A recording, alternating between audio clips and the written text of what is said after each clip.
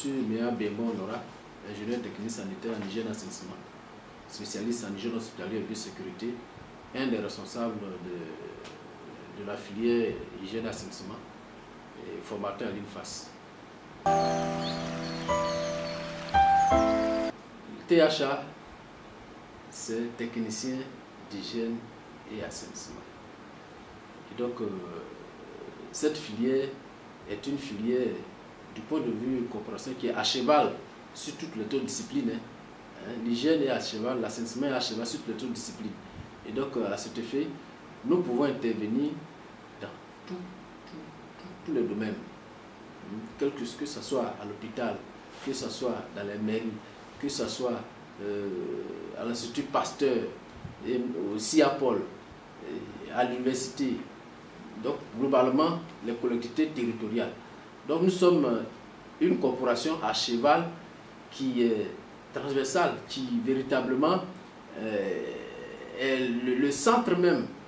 Parce qu'aujourd'hui à l'hôpital, quand on parle d'hôpital, on parle donc d'infection nosocomiale et seule l'hygiène, les règles d'hygiène peuvent nous permettre de venir à bout de ces infections-là. C'est pour cela, pour toutes les disciplines, que ce soit discipline médicale, que ce soit discipline du point de vue domaine même infirmier,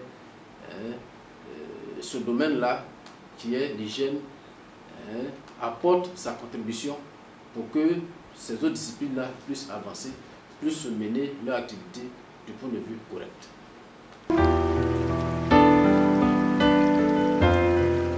Ce sont les conditions indiquées par l'INFAS pour tous les techniciens de santé. Un bac scientifique, de plus 5 ans d'ancienneté, et puis avoir l'âge compris entre 18 ans et 30 ans.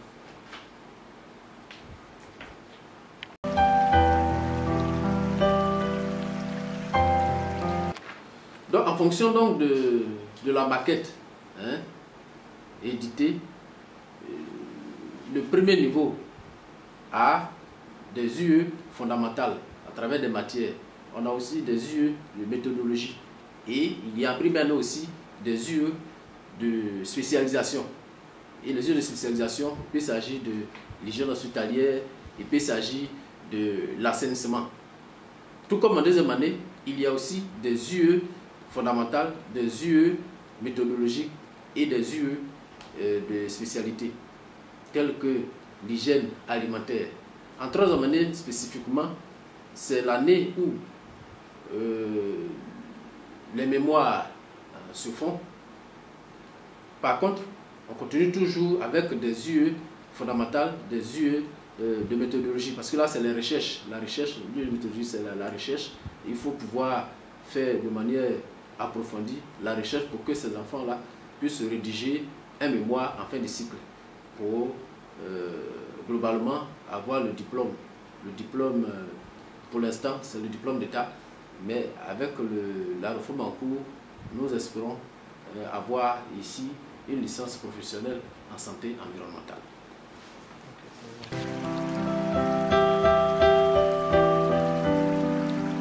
Okay.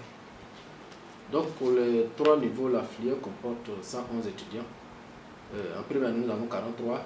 En deuxième année, 29 étudiants. Et en troisième année, 39 étudiants.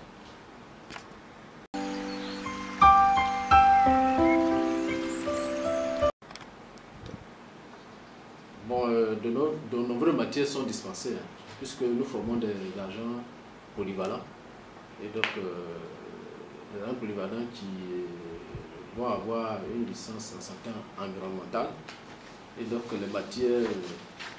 On peut avoir l'approvisionnement en eau potable, l'hygiène hospitalière, l'hygiène vétérinaire, la gestion des eaux usées, la gestion des déchets liquides, l'hygiène alimentaire, en tout cas beaucoup de matières de spécialité et des matières de culture générale telles que le secourisme, l'anthropologie, les soins infirmiers, mais tout cela se trouve dans la maquette du point de vue détaillé.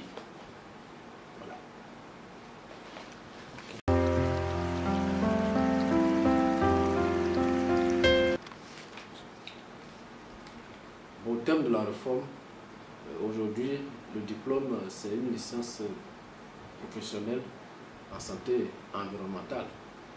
Mais actuellement, nous parlons donc de diplôme d'état de technicien supérieur de santé, option hygiène et assainissement.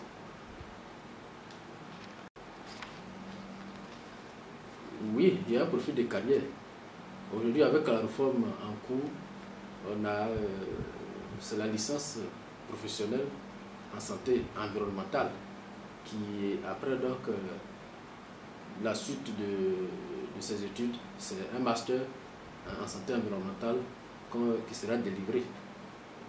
Mais pour l'instant, à notre niveau ici, pour le moment, c'est ce qui se passe, c'est d'abord le diplôme d'état, après le diplôme d'état de technicien supérieur de santé, option hygiène et assainissement, et après donc 4 années de boulot sur le terrain, hein, ils pourront revenir faire une formation après un concours professionnel, une formation de 2 ans pour être ingénieur des techniques sanitaires selon les options.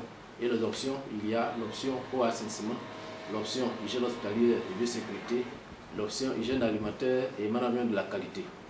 Et donc après cela, conformément au décret de 2016 portant le statut de la fonction publique, général de la fonction publique et le profil de carrière, aujourd'hui, nous pouvons aller au titre d'ingénieur général en passant par l'ingénieur des services de santé, toujours avec option hygiène et assainissement.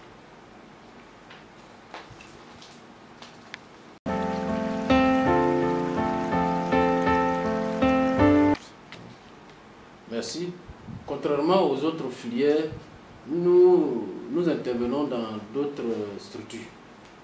Les autres filières sont sûrement affectées dans les centres de santé, mais nous intervenons dans d'autres ministères tels que les collectivités territoriales, c'est-à-dire les mairies, les conseils régionaux, SIAPOL, le centre anti-pollution d'Abidjan, à travers donc le ministère de l'Environnement, le ministère de la Salubrité. En tout cas, nous intervenons dans tous ces domaines-là. L'Institut Pasteur. Donc nous, ce n'est pas seulement dans les hôpitaux, ce n'est pas seulement dans les CHU, ce n'est pas seulement dans les CHR, ce n'est pas seulement dans la formation sanitaire urbaine ou de formation sanitaire qu'on travaille, mais nos stagiaires peuvent aller dans des structures autres que ces structures de santé, telles que je l'ai indiqué tantôt, c'est-à-dire les mairies, les collectivités, les conseils régionaux, le ministère de la Salubrité, le ministère même de l'enseignement supérieur, parce qu'on a des camarades qui sont, enfin des responsables qui sont à l'université Félix Houphouët-Boigny, qui peut aussi accueillir même nos étudiants.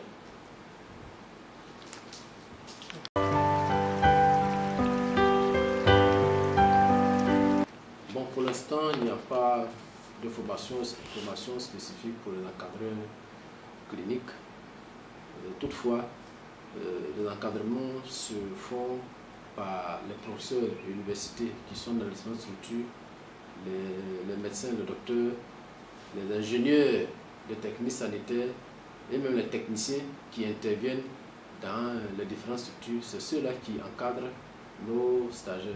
Sans oublier qu'il y a d'autres spécialités, d'autres corporations, telles que dans les mairies, qui encadrent nos stagiaires. Parce que dans les mairies, pour le moment, il n'y a pas encore de techniciens d'assainissement. Mais c'est d'autres ingénieurs, d'autres techniciens, d'autres corporations qui encadrent nos techniciens qui vont en stage. Puisque à leur sein, il y a des services d'hygiène. Okay.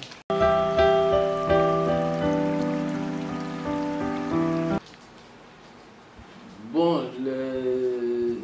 l'évaluation des étudiants en stage se fait par les visites, les supervisions que nous faisons, nous, en tant qu'enseignants, intervenants au niveau de l'école. Donc nous faisons des supervisions de manière régulière. Ici, nous sommes 4 formateurs de la spécialité hygiène et assainissement. Et donc, c'est nous qui faisons tous ces tours-là pour voir si le terrain, ce qui se passe. Et donc nous allons donc vérifier véritablement leur présence sur le terrain. Nous partons aussi de temps en temps travailler du point de vue technique, voir ce qu'ils font en fonction de l'objectif précités dans leur carnet de stage. Nous contribuons par nos supervisions, par les différentes supervisions que nous faisons à travers le programme édité par l'école. Parce qu'à l'école ici, il y a un programme et chaque enseignant a des sites d'action, des sites sur lesquels il passe de manière régulière en fonction donc, de la programmation. Chaque enseignant du domaine de l'hygiène de l'assainissement passe pour encadrer ces différents étudiants-là.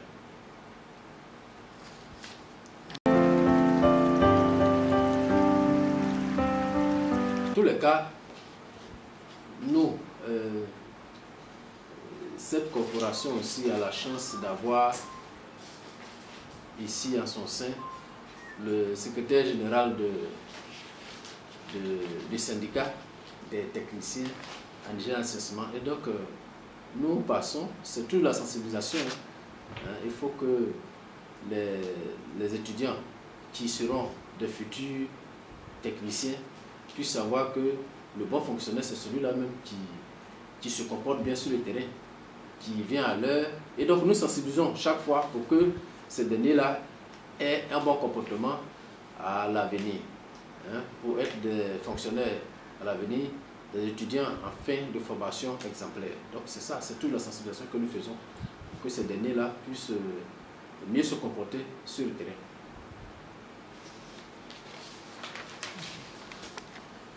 D'accord. Ok, top. Bien.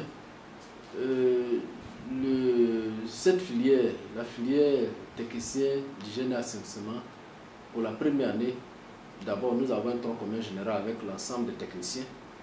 Et donc, après donc, ce tronc commun, nous repartons dans notre domaine, par commencer par des matières du point de vue spécifique, mais qui ne rentrent pas trop dans le fond. Et donc, je ne sais pas s'il faut que je cite véritablement ces matières-là, ici.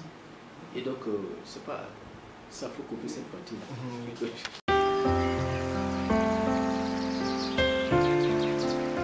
Le mot de fin. Le mot de fin, je vais regarder rapidement. Parce que c'est l'autre qui l'a préparé. Bon.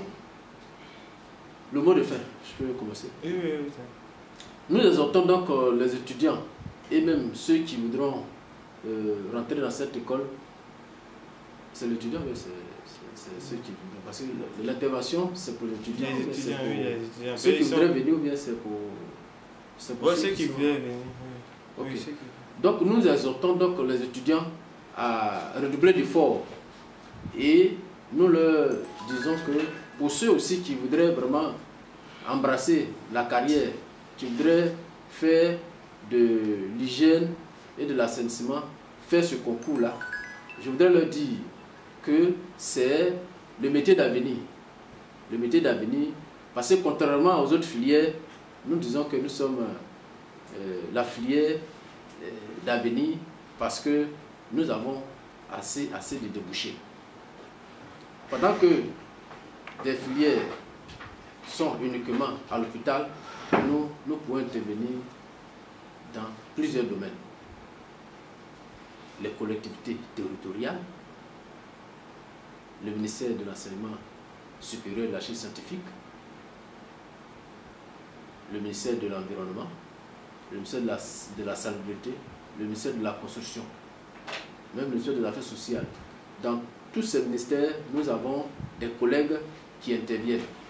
Et donc, j'exhorte les étudiants à se mettre au travail. J'exhorte aussi tous ceux-là qui voudraient vraiment faire ce concours de venir chez nous parce que c'est le métier d'avenir. Parce que l'hygiène, c'est l'indicateur de qualité de soins. L'hygiène est assez vaste sur toutes les autres matières. L'hygiène est le domaine par lequel tout passe.